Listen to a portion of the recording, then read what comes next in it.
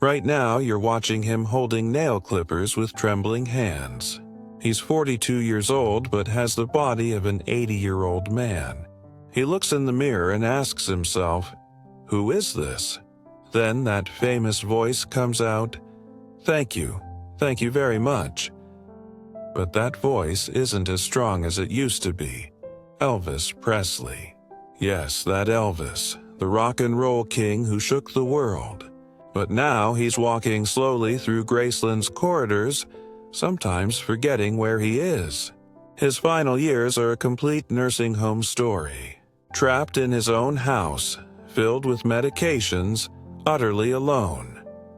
Have you ever wondered why the man who performed for millions of people couldn't talk to anyone in the end? Elvis's real story is much more tragic than you think. Today, I'm going to tell you his untold final days. Are you ready? January 8th, 1935. In a 2-room shack in Tupelo, Mississippi, a poor family's child is born, Elvis Aaron Presley. His twin brother Jesse Garin dies at birth. This loss deeply affects Elvis. He always tells his mother, "I'm getting the love of 2 children all by myself." His father Vernon is unemployed. His mother Gladys works at a factory. They're so poor that sometimes they can't find money for food. Just a normal American family. Wait a minute, don't miss this part. When they moved to Memphis in 1948, everything changes for 13-year-old Elvis. They start living in public housing. Here, Elvis learns music on the streets. Blues from black neighborhoods, gospel from churches, country from the radio. He mixes it all and creates his own unique sound. He gets his first guitar on his 11th birthday. He actually wants a bicycle, but his mother says guitar is safer. If only she'd bought the bicycle. That guitar will make him famous, but also destroy him. Kids at school call him weird. He slicks his hair back, dresses differently. His teacher says, "This kid will either be very successful or die in prison." What you're seeing now is nothing. In summer 1954, Elvis goes to Sun Records. He just wants to record a song for his mother for $4. "For my mom," he tells the studio assistant. Nobody can imagine this shy young man will change music history. July 5th, 1954. Elvis is rehearsing with guitarist Scotty Moore and bassist Bill Black at Sam Phillips' studio. It's 7 p.m., it's been a long day. Nothing's going right, Elvis is tired. During a break, he picks up his guitar and starts playing Arthur Crudup's "That's All Right," but in a different style. Faster, more energetic. Scotty and Bill join in. Sam Phillips rushes in from the control room. "That's it," he shouts. "Do it again." This is exactly where everything changes. When those first recordings are made, everyone in the studio feels history being written. This is the birth moment of rock and roll, but Elvis doesn't know what he's doing. "Mr. Phillips, what kind of music is this?" he asks. "I don't know, son," Sam says, "but this is something very special." 2 days later, the song plays on Memphis radio. DJ Dewey Phillips falls in love with the song. He plays it 14 times on his evening show. Listeners have gone crazy. The phone doesn't stop ringing. Who is this kid? Becomes the question gripping all of Memphis. Dewey urgently calls Elvis to the radio station. Elvis is so excited his hands are shaking. "Where do you go to school, son?" Dewey asks. "Humes High School," Elvis says, his voice cracking. But there's something he doesn't know yet. This question is strategic. In 1954, a white kid making this kind of music is revolutionary. Dewey wants listeners to understand Elvis's race. The next day, Elvis returns to normal. But nothing will ever be the same again. Neighbors look out windows. He's recognized on the street. his mother Gladys gets worried.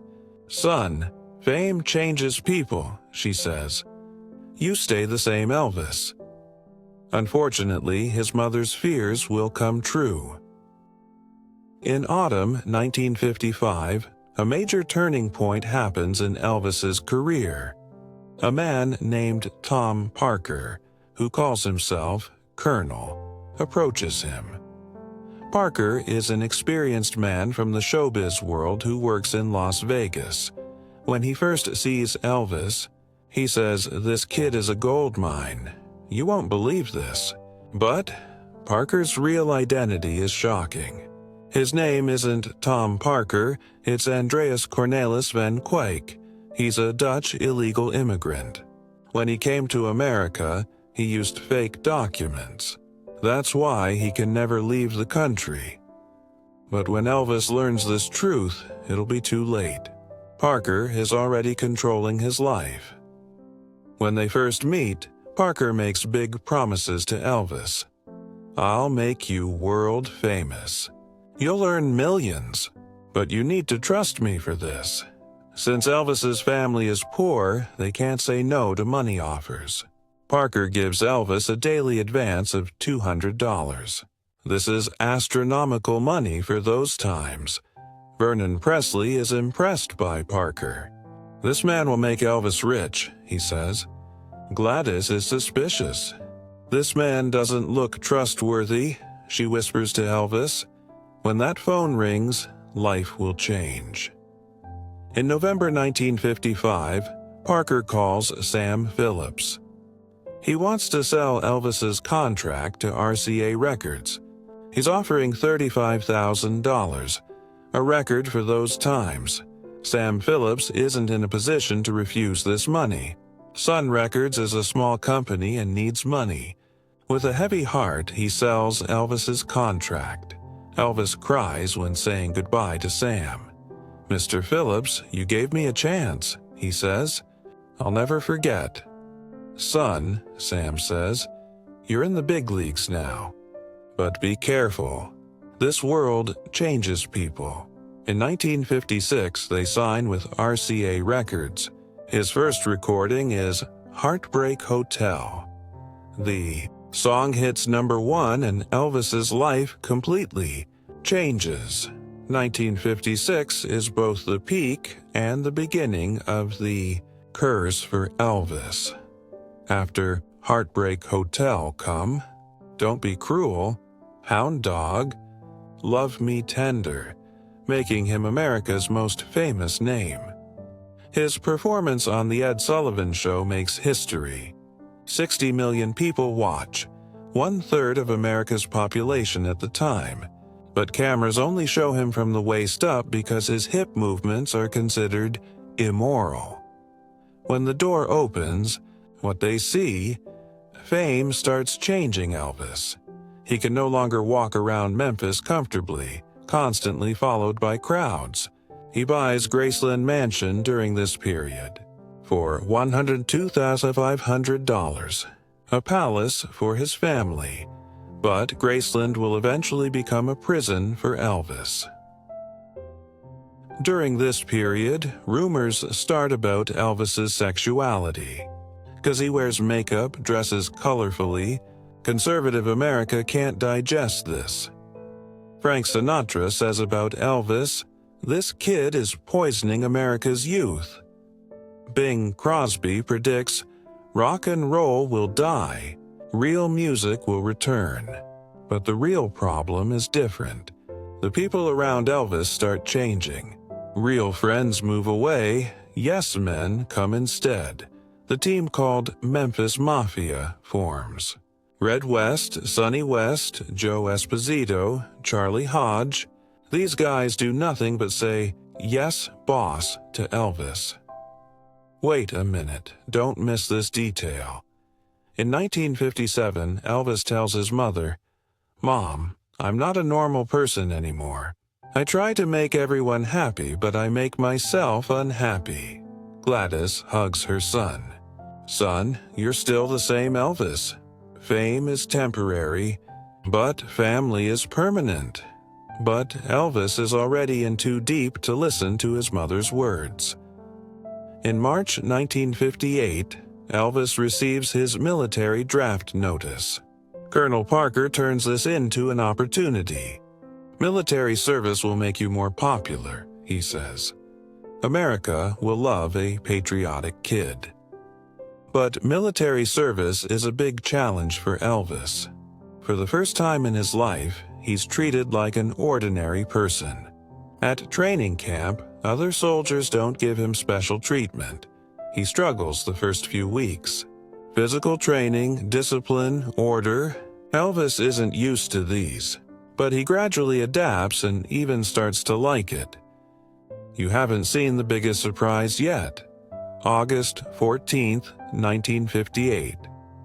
While Elvis is doing basic training at Fort Hood, he receives the most terrible news.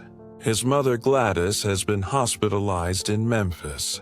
She's been diagnosed with hepatitis. Elvis immediately requests leave. Army commanders give special permission. Elvis drives to Memphis by car. He cries non-stop during the 8-hour journey. When he sees his mother at the hospital, he's shocked.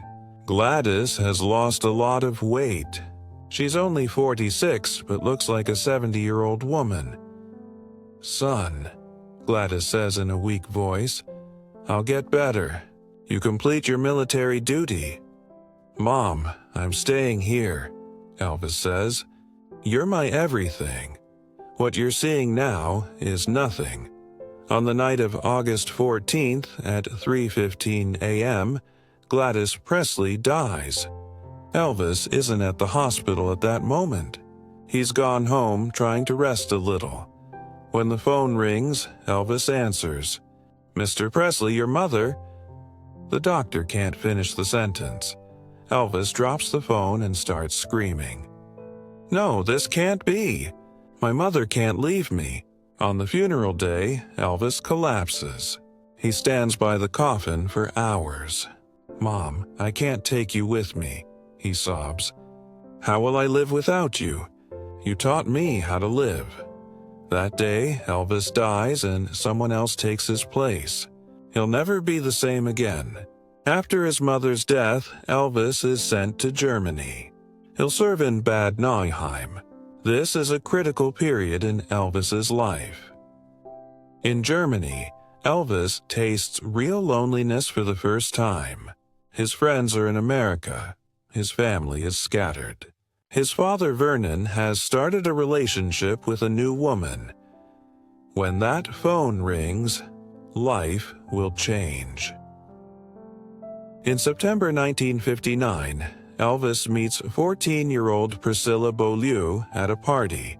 Priscilla is the stepdaughter of an Air Force officer. She blows Elvis's mind at first sight. Priscilla is very beautiful and looks a lot like his mother. This isn't a coincidence for Elvis. "Hello, I'm Elvis," he says, extending his hand. "I know," Priscilla says, smiling. "I watch you on television." That night, Elvis talks with Priscilla for hours. The girl's innocence affects him. She's very far from the fame world in America. You won't believe this, but Elvis falls in love with Priscilla because he sees his mother in her. Same hair color, same eye shape, same soft voice. Priscilla's family is worried. Their 14-year-old daughter is dating a world-famous man. But Elvis convinces them. "I won't hurt Priscilla," he says. "I'll protect and cherish her." Throughout the 18 months in Germany, Elvis sees Priscilla every day. This relationship gives him peace. When talking with Priscilla, he can be the old Elvis. But this relationship is also an escape for him. While loving Priscilla, he's actually trying to fill his mother's absence. When he returns to America in 1960, he has to leave Priscilla behind. "I'll come," he says. "Wait for me." But Elvis's return to America will be the beginning of a new curse for him. In March 1960, Elvis returns to America. The 2-year military life has changed him. He looks more mature, more serious, but the emptiness inside has grown. Colonel Parker turns Elvis's return into a big media event. Thousands of fans wait at the airport. Elvis is welcomed as if he never left. But the music world has changed. Rock and roll has become harder. Buddy Holly is dead, Chuck Berry is in prison. Is Elvis's voice still needed? As security guards approach, Colonel Parker directs Elvis to Hollywood. Music is temporary, he says, but movies last forever. Elvis's first movie, G.I. Blues, is a big success, but the movies gradually become lower quality. Blue Hawaii, Viva Las Vegas, Spin Out. They're all the same formula. Elvis sings, falls in love with a beautiful girl. Happy ending. Elvis hates this situation. These movies are killing me, he tells his friends. I'm a musician, not a B-movie actor, but Parker insists. Because movies mean guaranteed money. Elvis gets $1 million for each movie. He makes 31 movies, but most are low quality. Elvis's real talent becomes dulled because of these movies. It's too late now, but in 1967, Elvis makes an important decision. He marries Priscilla. With a ceremony lasting only 8 minutes at the Aladdin Hotel in Las Vegas, Elvis is very nervous and unhappy. I'm marrying out of obligation, not love, he tells his friend Joe Esposito, because Priscilla has gotten pregnant. In those days, having a child out of wedlock could end Elvis's career. In 1968, Lisa Marie is born. Elvis experiences the joy of becoming a father for the first time, but at the same time, responsibility weighs heavily on him. During this period, Elvis feels happy for the first time since his mother's death. But this happiness won't last long. 68 is a critical turning point in Elvis's career. He hasn't performed live for 7 years. He's only making movies. Colonel Parker wants to keep Elvis in the safe movie world, but Elvis now misses the stage. I was born for the stage, he says. I'm dying in the studio. NBC television offers Elvis a special program. In this special program called Elvis, Elvis will perform live. When the door opens, what they see? During program preparations, Elvis is very nervous. He hasn't sung in front of a live audience for 7 years. What if they don't like it? He worries. Producer Steve Binder tells Elvis, "You're the king of the stage. Don't forget that." On December 3, 1968, the Elvis program airs on television.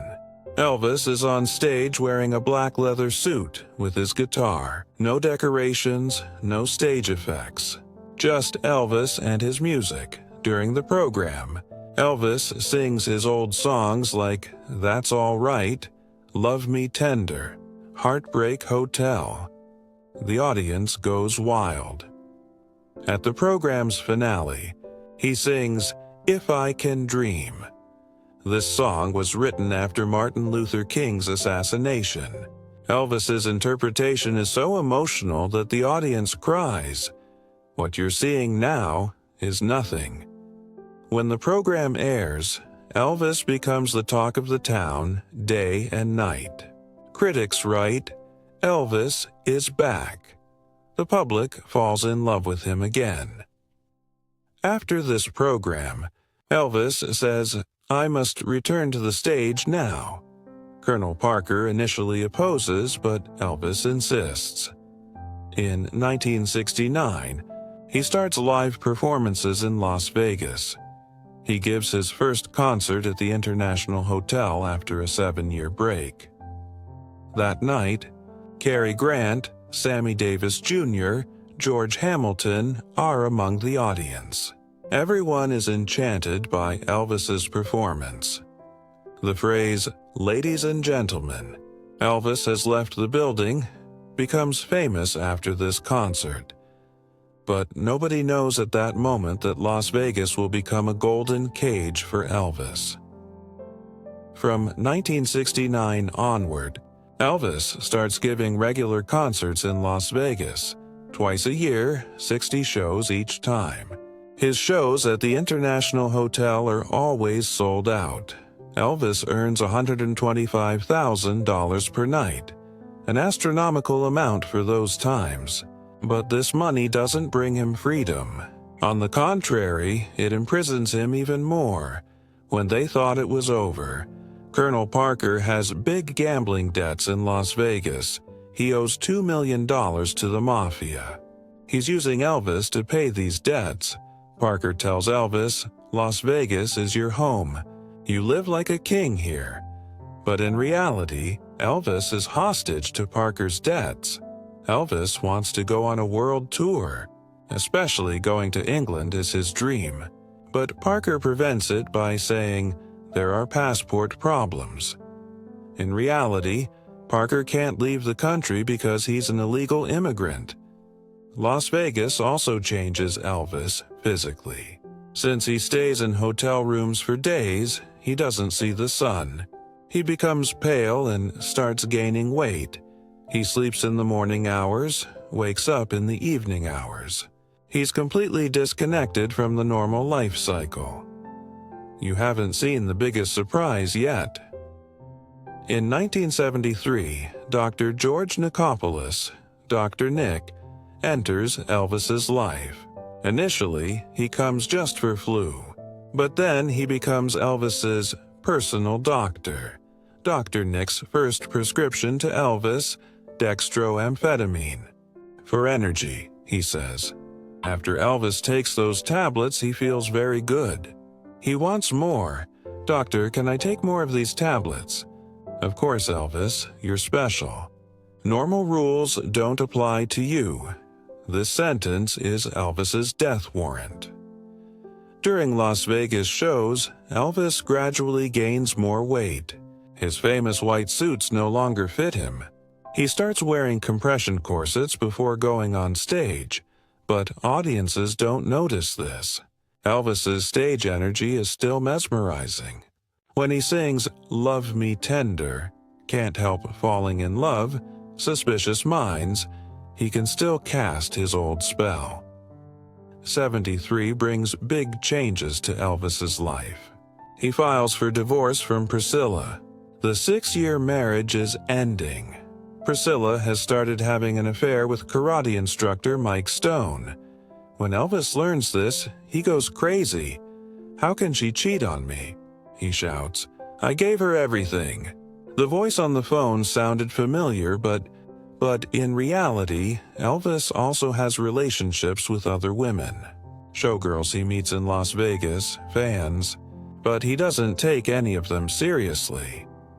The divorce deeply shakes Elvis. He can only see Lisa Marie a few days a week. This makes him very sad. "I lost my daughter," he tells his friends. "Priscilla is keeping her away from me." During this period, the people around Elvis change. Real friends leave. People who only use him for money come instead. Even his close circle called Memphis Mafia becomes unreliable.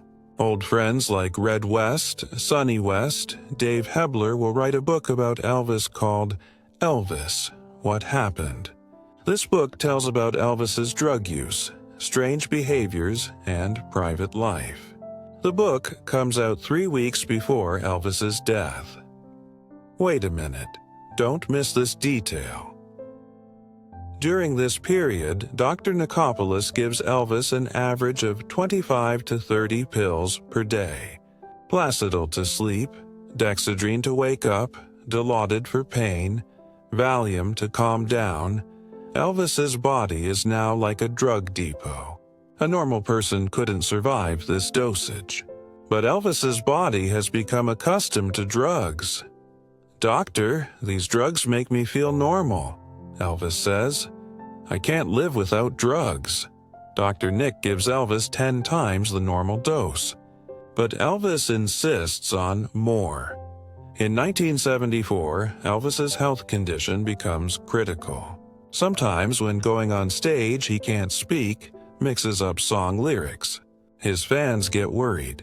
From 1975 onward, Elvis starts living like a prisoner in Graceland Mansion. He doesn't go out, only goes on car rides at night. Graceland has now become a prison for Elvis. The 13.8-acre area is surrounded by high walls, protected by security guards. You won't believe this, but Elvis's daily routine has completely changed. He wakes up at 4 p.m., goes to bed at 6 a.m. He doesn't see the sun for months. He only spends time in his bedroom, watching television. His favorite program is the movie Dr. Strangelove.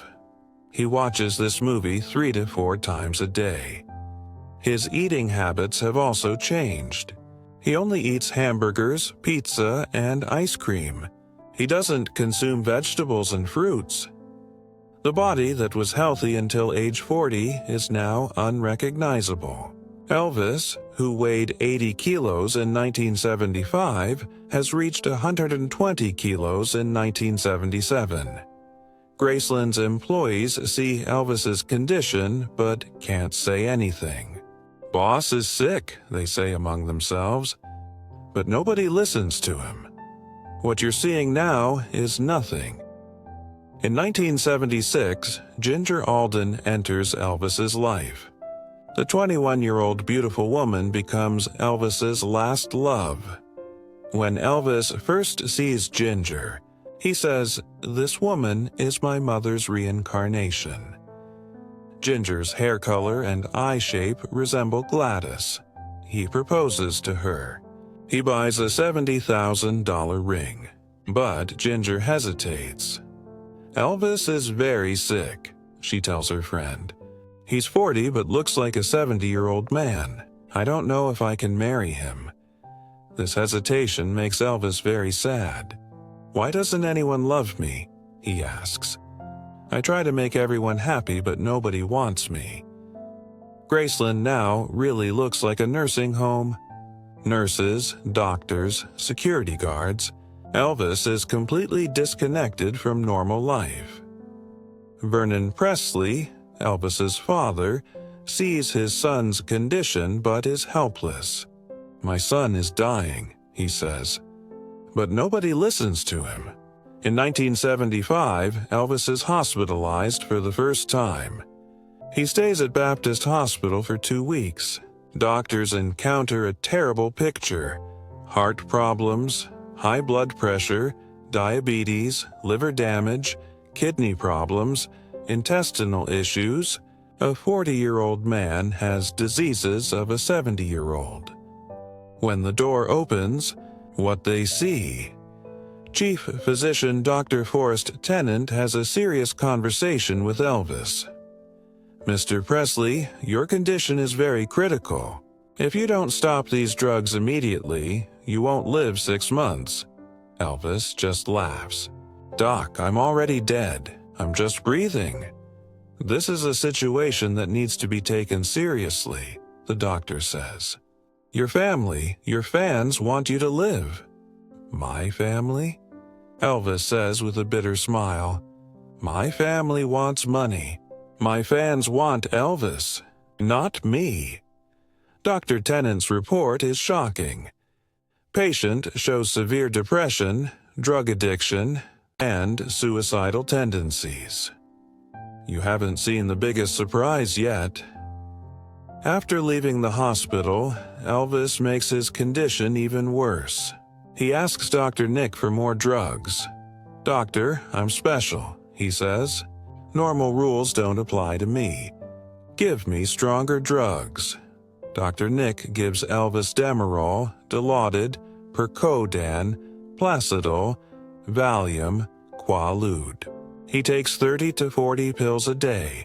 His body functions have stopped. He has toilet problems, constantly falls, can't breathe. In 1976, he's hospitalized for the second time. This time the situation is even worse. Doctors say miracle. How is this man still alive? But when Elvis goes on stage, he still gives mesmerizing performances, as if he's saving all his energy for the stage. When that phone rings, life will change.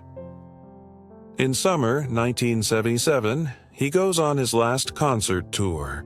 His last concert at Market Arena is on June 26th. That night, he does breathing exercises for 10 minutes to get on stage. During the concert, he falls on stage but immediately recovers. "I'm sorry, folks. Sometimes you just fall down," he tells the microphone. The audience doesn't laugh. Everyone understands the seriousness of Elvis's condition. After the concert, his friends try to convince him, "Elvis, you need to rest. Stop these tours." "I don't have time to rest," Elvis says. "Parker doesn't allow me. I have to work constantly." The first week of August 1977 is Elvis's final week. But he doesn't know this. Lisa Marie has come to Memphis for a visit. Elvis is very excited to see his daughter. 9-year-old Lisa Marie tries to understand her father's condition. "Is Daddy sick?" she asks. "No, Princess, Daddy is just tired," Elvis says. "I work too much. It's too late now," but on August 12th, Elvis visits dentist Dr. Hoffman. When the dentist sees Elvis's condition, he's shocked. "Elvis, you look very sick," he says. "You should see a doctor." "I have doctors," Elvis says. "They take care of me." When leaving the dentist, Elvis tells security guard Dick Grobe, "Dick, I'm dying. I can't escape from this anymore." On August 13th, his last photos are taken at Graceland. In these photos, there's deep sadness on Elvis's face, as if he's saying goodbye. On August 14th, he talks with Charles Hodge. "Charlie, I'm not like I used to be. I struggle when going on stage." "Quit the stage, Elvis," Charlie says. "Rest a little." "If I quit the stage, I'll die," Elvis says. "The stage is my reason for living." When they thought it was over, on August 15th, Dr. Nick comes to Elvis for a routine check. Elvis's pulse is very weak. Blood pressure's low. "Elvis, your condition isn't good," Dr. Nick says. "You need to go to the hospital." "No," Elvis says. "I'll stay in my home. I don't want to die in hospitals." That night, Elvis reads the Impersonal Life book with Ginger. This book is about Jesus' secret teachings. "This book gives me peace," he says, about life after death. Ginger is uncomfortable with Elvis's words. "Why are you talking about death?" "Because I'll soon meet my mother," Elvis says August 16th, 1977. Elvis's last day. He wakes up at 10:30 a.m. For breakfast, he has 4 eggs, 6 slices of bacon, and a large glass of orange juice. He plays with Lisa Marie a little. He tells his daughter, "Daddy loves you very much. Never forget this." The voice on the phone sounded familiar, but in the afternoon, he talks with Vernon. "Dad, I'm very tired now," he says. "I need to rest." "Son, you're still young," Vernon says. "You're 42. Age is just a number," Elvis says. "I feel very old in my soul." At 10:30 p.m., he goes to bed with Ginger. He's listening to My Way. The song is his favorite. The lyrics, "I did it my way," seem ironic to him, because he couldn't do anything the way he wanted. At 2 a.m., he plays racquetball with Billy Stanley, stepbrother. Elvis has a lot of fun. He hasn't looked this happy in a long time. You haven't seen the biggest surprise yet. At 4 a.m., he goes to bed but can't sleep. Ginger is asleep. Elvis is alone. He takes the Impersonal Life book and goes to the bathroom. "I'll read the last chapter," he says. These are Elvis's last words. At 2:02 p.m., Ginger wakes up. She can't find Elvis in bed. "Elvis, where are you?" She calls out. She gets no answer. She knocks on the bathroom door. No sound. The door isn't locked. When she goes inside, when the door opens, what they see, Elvis is lying face down in front of his toilet, in golden pajamas. One foot is bare. His face is buried in the carpet. He still has the Impersonal Life book in his hand. He stopped at the last page. Ginger screams, "Elvis! Elvis!" "Get up." She calls an ambulance. But it's too late. Elvis Aaron Presley is pronounced dead at Baptist Hospital on August 16, 1977. At 3:30 p.m., the official explanation for Elvis's death is heart attack. But the truth is very different. Everyone learned the truth. But the real shock, the autopsy report by Dr. Jerry Francisco, is shocking. Different drugs are found in Elvis's body. Codeine, 33 mg/L. Lethal dose, 5 mg/L. Methaqualone, 5.4 mg/L. Lethal dose, 3 mg/L. Phenobarbital, 11 mg/L. Lethal dose, 8 mg/L. These numbers show that Elvis could have died 3 different ways at the same time. Dr. Nikopoulos goes to court, but only loses his license. "I didn't kill Elvis, he killed himself," he says. But the biggest secret is different. You won't believe this, but 4 hours worth of food is found in Elvis's stomach. But Ginger says Elvis hadn't eaten for 18 hours. Elvis's body temperature at death is 32 degrees. This shows he died at least 6 hours earlier. His position found in the bathroom is also suspicious, as if he died while reading. The book is still in his hand. Is this a coincidence, or did Elvis know in his final moments that he would meet his mother? The funeral is held on August 19th. This becomes Memphis's biggest event. 50,000 people gather in front of Graceland. A 3-meter-high wall is formed from flowers. Last-second shock. Elvis's coffin is made of 900 kilograms of brass and bronze. His white suit, blue shirt, and TCB, taking care of business ring, are placed inside. A strange event happens during the funeral. Frank Sinatra calls. "Elvis didn't die," he says. He's too smart. He staged a fake death to escape from the mafia. This theory is still debated today because Elvis's gravestone has Aaron, not Aaron. His passport was used after death. Money was withdrawn from bank accounts. Elvis's sales increase after his death. In 1977, he sells 40 million records, more than when he was alive. It's too late now, but the family curse continues. 1979, Vernon Presley dies of heart attack, age 63. 2020, Benjamin Keough, Elvis's grandson, commits suicide, age 27, 2023, Lisa Marie. Presley dies of heart attack, age 54. Today, Elvis's bedroom at Graceland is still closed. Nobody can enter, because it's protected as a sacred area. What you're seeing now is nothing. Elvis's real legacy isn't his music. He's an example showing us the price of fame. He dies at 42, but his body is like an 80-year-old man's. His final years are a modern nursing home experience.